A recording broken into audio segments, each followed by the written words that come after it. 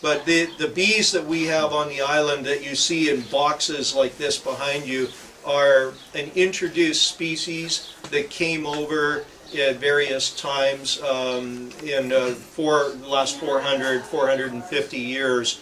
And what we've got on the island here is a result of some of James Douglas's cronies who back in the 1854 or 56 or something, Keith? I don't remember. Somewhere in the 1850s. I wasn't there. Yeah, they brought a bunch of bees over. And the first lot didn't survive. A couple of years later, they sent some more around the Cape of the Horn.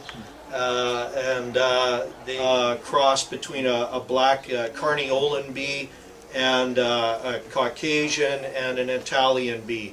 These are all different subspecies of Apis mellifera.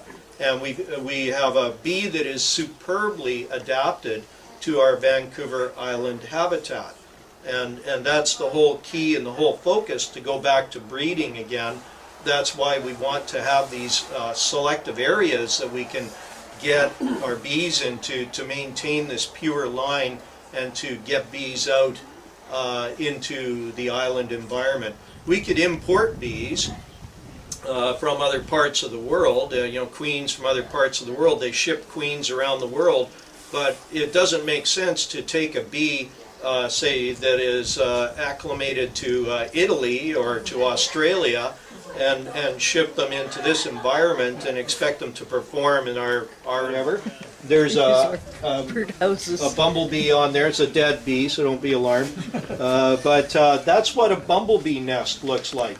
And again, that's an interesting sort of habitat concept, because bumblebees utilize mouse nests primarily. They go into old mouse burrows that have been abandoned.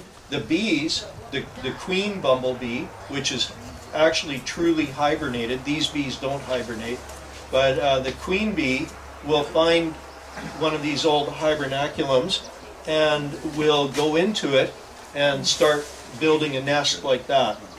She'll lay some drones and she'll lay some workers, and usually in the case of this one, Bombus occidentalis, she will just lay maybe a few hundred in a year. That's it.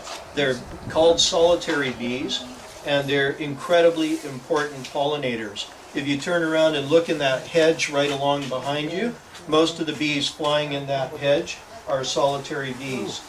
And most of the bees that come out early in the morning are and forage late into the evening on things like your raspberries or your blackberries or whatever. Most nest with an entrance and some ventilation. We're using most commonly here. Nothing too complicated. But there's a lot of species of mason bees. You got a picture of that? We have over